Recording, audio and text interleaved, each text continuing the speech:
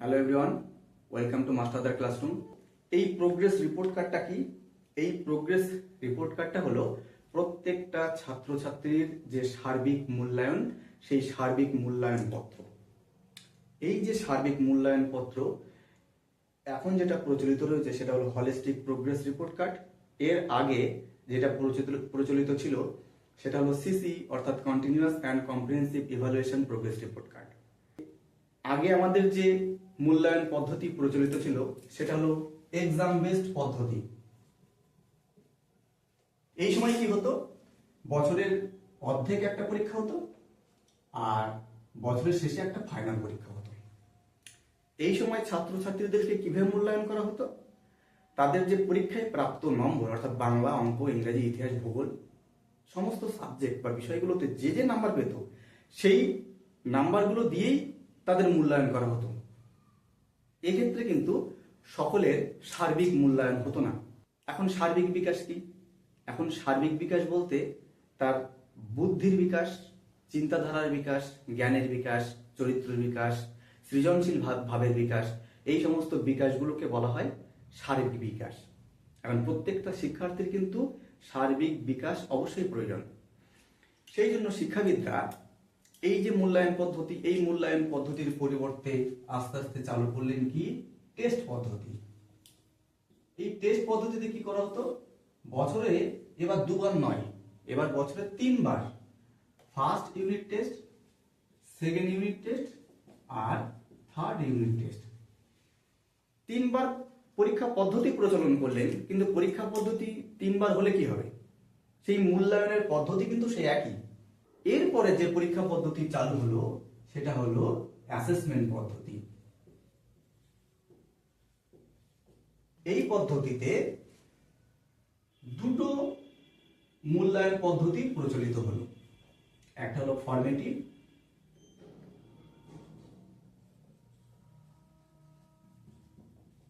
Evaluation, আর হলো summative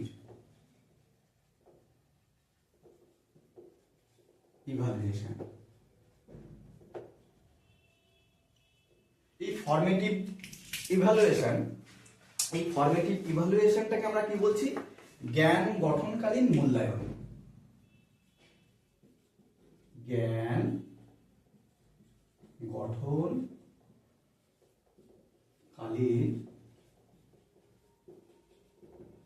মূল্যায়ন। আর এই সামেটিভটাকে কি বলছি? এটাকে বলছি পর্যায়ক্রমিক মূল্যায়ন।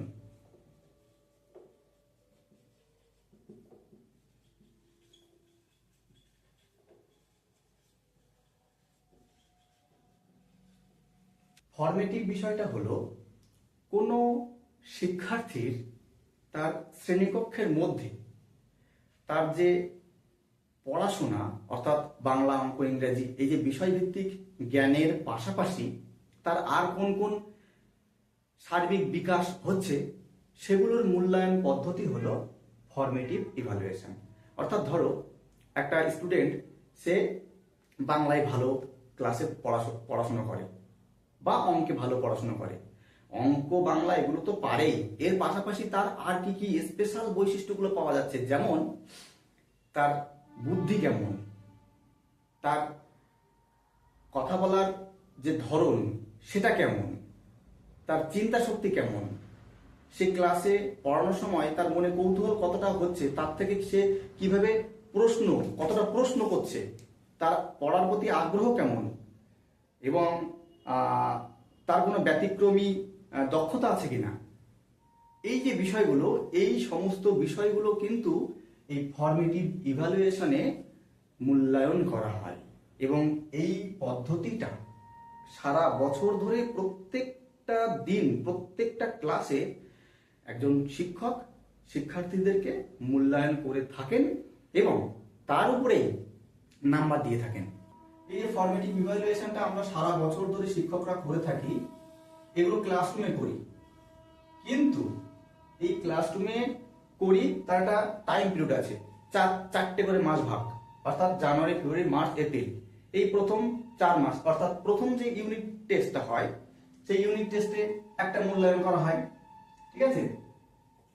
দ্বিতীয় যে ইউনিট টেস্ট, সেই দ্বিতীয় ইউনিট টেস্টে একটা মূল্যায়ন করা হয়। যে থার্ড ইউনিট টেস্ট, এই থার্ড ইউনিট টেস্টে একটা মূল্যায়ন করা হয়। এবার আমি আসি সামেটিভ।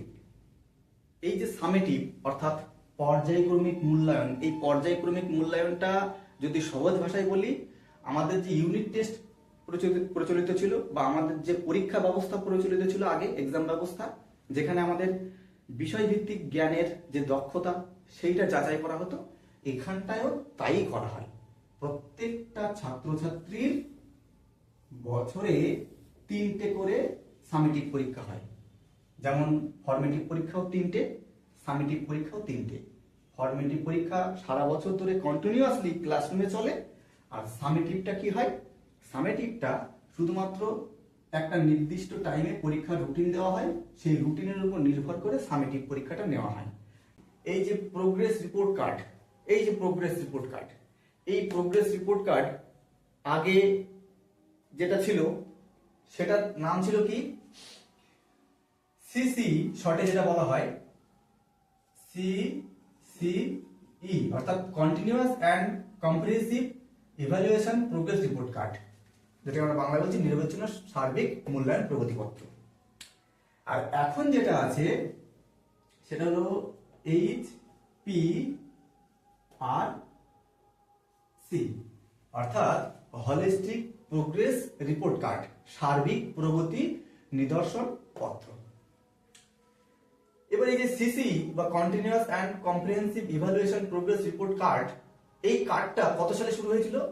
2013 সালে শুরু হয়েছিল। এখানে এই যে নিরবচ্ছিন্ন, নিরবচ্ছিন্ন মানে কি? নিরবচ্ছিন্ন মানে হলো সারা বছর ধরে শিক্ষার্থীদের মূল্যায়ন করা হয়, সেই জন্য এই পদ্ধতিটাকে আমরা বলছি নিরবচ্ছিন্ন পদ্ধতি। এবং এটা চালু ছিল ক্লাস 1 থেকে 8 পর্যন্ত সমস্ত ক্লাসের ক্ষেত্রে। এই যে কার্ড, এই কার্ডটি একটা জাস্ট একটা কার্ডের মতো, গ্রিটিংস কার্ড যেমন হয় ওই রকম একটি কার্ডের মতো এই যে সিসি কার্ডটি ছিল। এবার আমি এখানে বলবো এই যে সার্বিক, এই সার্বিক কথাটার অর্থ হলো সব দিক থেকে। হলিস্টিক প্রোগ্রেস রিপোর্ট কার্ড বা সার্বিক প্রগতি নিদর্শন পত্র, এই পত্রটা কত সালে শুরু হয়েছিল? 2025 সাল থেকে। এই প্রগতি, প্রগতি কথাটার অর্থ হলো সামাজিক জীবন এবং ব্যক্তিগত জীবনে কোনো একজন শিক্ষার্থী যখন এগিয়ে যায় উন্নতি করে, তখন আমরা সেই বিষয়টাকে বলছি প্রগতি। দেখো এই যে সিসি অর্থাৎ continuous and comprehensive evaluation progress report card, এই যে রিপোর্ট কার্ডে দুটো পদ্ধতিতে ছাত্রছাত্রীদেরকে মূল্যায়ন করা হতো। একটা হলো ফর্মেটিভ ইভ্যালুয়েশন আর একটা হলো সামেটিভ ইভ্যালুয়েশন। এখন ব্যাপারটা হলো এই রিপোর্ট কার্ডে বা এই পদ্ধতিতে কিভাবে ফর্মেটিভ ইভ্যালুয়েশনটা ছাত্রছাত্রীদেরকে করা হতো। ছাত্রছাত্রীদেরকে সারা বছর ধরে শুধুমাত্র তাদের যে অংশগ্রহণের দক্ষতা, প্রশ্ন করা ও অনুসন্ধানের আগ্রহ, তাদের ব্যাখ্যা ও প্রয়োগের সামর্থ্য, সহানুভূতি ও সহযোগিতা, আর নান্দনিকতা ও সৃষ্টিশীলতার প্রকাশ, এই বিষয়গুলোকেই শুধুমাত্র মূল্যায়ন করা হতো। 3টে পার্টে এই বিষয়গুলোর উপরে মূল্যায়ন করা হতো। আর এই যে সামেটিভ, এই সামেটিভটা কি হতো? সামেটিভটা প্রথম ভাষা অর্থাৎ বাংলা পরীক্ষায় যা পেলো প্রথম ইউনিট টেস্টে সেটা এখানে বসতো, দ্বিতীয় ভাষায় যা পেলো সেটা এখানে বসতো। এইভাবে প্রত্যেকটা সাবজেক্টের উপরে কি পেলো সেটা সামেটিভ ইভ্যালুয়েশনের মাধ্যমে তাদের মূল্যায়ন করা হতো। এবার আসি হলিস্টিক প্রোগ্রেস রিপোর্ট কার্ডের উপর। এই যে হলিস্টিক প্রোগ্রেস রিপোর্ট কার্ডটি তোমরা দেখতে পাচ্ছ, এখন বর্তমান শিক্ষা ব্যবস্থায় ছাত্রছাত্রীদেরকে যে পদ্ধতিতে মূল্যায়ন করা হয়, সেই মূল্যায়ন পদ্ধতির এটা একটা পত্র বলতে পারো। এই যে হলিস্টিক প্রোগ্রেস রিপোর্ট কার্ড, এই কার্ডে ছাত্রছাত্রীদের কিন্তু মূল্যায়নটা ঠিক একইভাবে ফর্মেটিভ এবং সামেটিভ এই দুটো ইভ্যালুয়েশন পদ্ধতিতে করা হয়। এবার এই যে ফর্মেটিভ পদ্ধতি, এই ফরমেটিভ পদ্ধতি এই হলিস্টিক প্রোগ্রেস রিপোর্ট কার্ডে কিভাবে করা হয়? এখনকার যে ইভালুয়েশন পদ্ধতি, সেই ইভালুয়েশন পদ্ধতি কিন্তু সিসির মতো নয়। সিসিতে প্রত্যেকটা ছাত্রছাত্রীদেরকে তাদের যে ফরমেটিভ ইভালুয়েশন, সেই ফরমেটিভ ইভালুয়েশনটা শুধুমাত্র 5টা সূচকের উপর করা হতো। এখন হলিস্টিক প্রোগ্রেস রিপোর্ট এই পদ্ধতিতে যে ছাত্রছাত্রীদেরকে ফরমেটিভ ইভ্যালুয়েশন, সেই ফরমেটিভ ইভ্যালুয়েশনে শুধু কিন্তু ওইরকম 5টা সূচকের উপরে করা হয় না।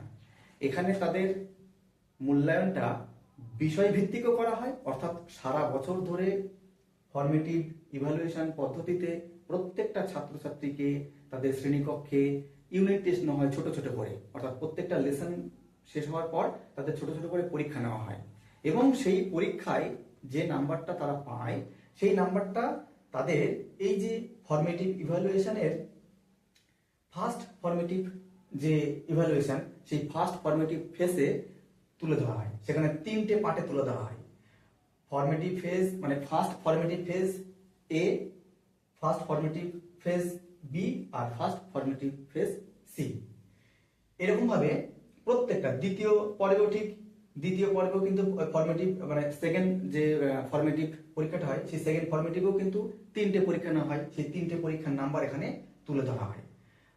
3 নাম্বার ফরমেটিভ পরীক্ষায় ওদের ওইরকম 3টে পরীক্ষা নেওয়া হয় এবং সেখানেও কিন্তু নাম্বারগুলো তুলে ধরা হয়। অর্থাৎ এখানে প্রত্যেকটা সাবজেক্ট বলতে তাদের বাংলা, তাদের ইংরেজি, অঙ্ক, পরিবেশ, স্বাস্থ্যসাথী শিক্ষা, কলা কর্ম শিক্ষা, প্রত্যেকটা বিষয়ের প্রশ্ন তৈরি করা হয়। সেই প্রশ্ন আমরাই তৈরি করে ওগুলো ওদেরকে দিই, ওরা পরীক্ষা দেয়। তার থেকে যে নাম্বারটা হয় সেই নাম্বারটা এখানে তুলে রাখা হয়।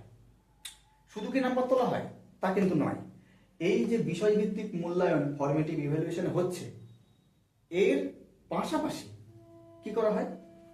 এর পাশাপাশি ওদের আর দুটো মূল্যায়ন করা হয়। একটা হলো শিখনের বৌদ্ধিক দক্ষতার ক্ষেত্রসমূহ।